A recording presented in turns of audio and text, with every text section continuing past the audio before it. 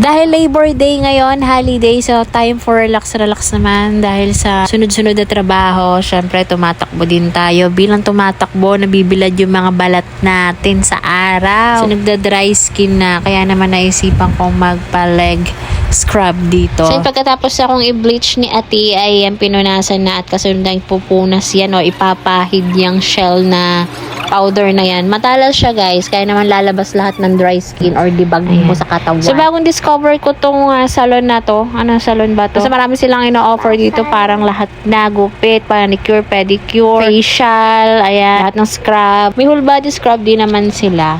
Ayan, pagkatapos kang scrub ay may free massage ka na, kaya naman ang sulit. Ayan, arm scrub naman tayo. Papasok na tayo dito sa room. Syempre, maghuhubad-hubad ka ng kauntian. Ayan, pakita ko sa inyo yung place. Ayan, siya ano lang, simple lang, guys, ha. Yan ay bahay na sinauna na kinonvert sa salon.